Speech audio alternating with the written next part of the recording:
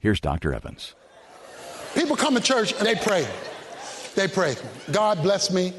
Bless me, bless me, bless me. Change this, change that. I need this. I want a house, not an apartment. I want a new car. Bless me, bless me, bless me, bless me. And then they say, but God not answering my prayer. Okay, now help me out.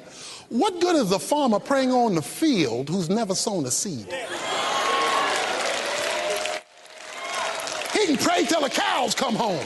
Oh, God, give me corn. Oh, God, give me cabbage. Oh, God, give me fruit. Oh, God, oh, God, oh, God. I've been praying this for years, and my land is still bare. What seed have you planted for God to bless? It's not just about need. It's about seed. If there's no seed, there's nothing for God to rain on.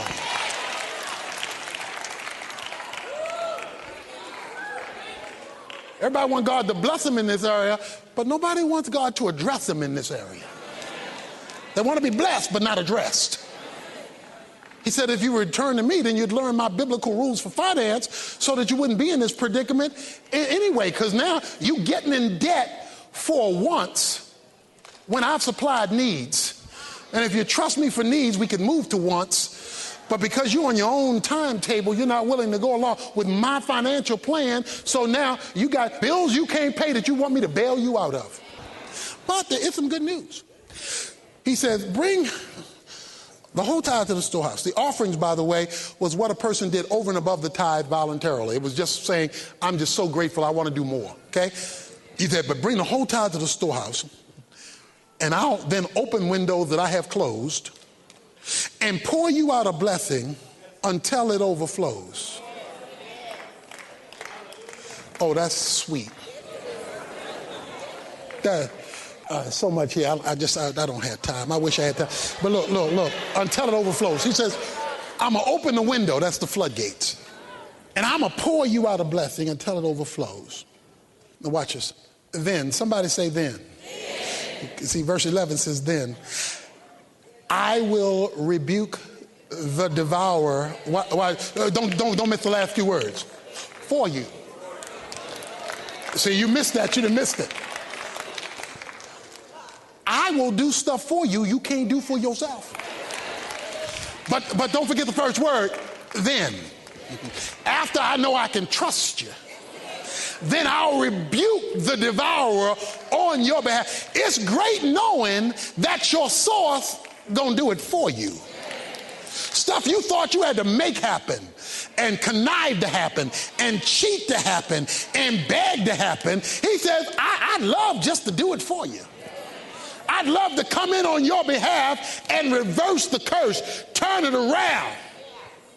Look, I know what some of you are thinking. You're saying, I am in so much debt. There's no way I can give to God first. No. You're in so much debt because you haven't given to God first. If you want him to come and fix it for you, then he wants to know, do you trust him? And he ain't talking about what you say out your mouth. He wants to know whether you trust him enough for seed, not just to request need. He wants to know whether you trust. He says, and then I will rebuke the devourer. And watch this now. And it will not destroy the fruits of the ground, nor will the vine in the field cast its grapes, says the Lord. In other words, I'm going to let you keep the stuff that's been eaten up. So I don't know how he going to do it. All I know is that if you trust him with seed, he knows how to cover need. And here's, I love this last verse. Last verse says, and all the nations will call you blessed. In other words, everybody else gonna know God's been good to you. God's gonna make it public. I sure been good to you. I have been good to you because you trusted me. Now, I'm often asked this question because I know you're thinking it. You say, okay, I get the point. But do I do this off of gross or net? And we're gonna make this answer. This is a real simple answer, okay? You answer it based on what you want God to respond to. There's a young man named Danny Simpson, true story. A couple years ago, he was 24 years old when he robbed a bank in Ottawa, Canada, at gunpoint. He robbed the bank of $6,000.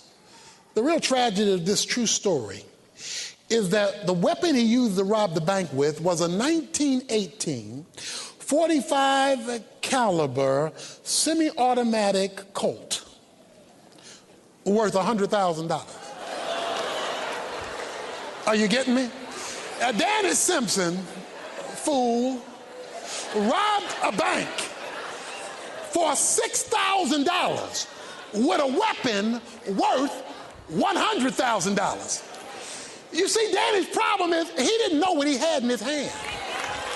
If he would have only known what he had in his hand, he wouldn't have had to be a thief, because what he had in his hand would have given him so much more. If Christians only knew what you had in your hand, you wouldn't have to rob, because he can give you so much more. If you've got God in your hand, you don't have to be a thief. Now unto him who can do exceedingly, abundantly, above all that you ask or think, according to the power that worketh in you. I want God click, click in my hand, because that's worth more than having to rip off to make it happen my own way.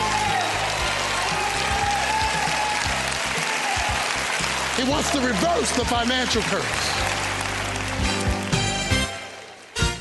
The Alternative with Dr. Tony Evans is brought to you by the Urban Alternative, rebuilding lives from the inside out.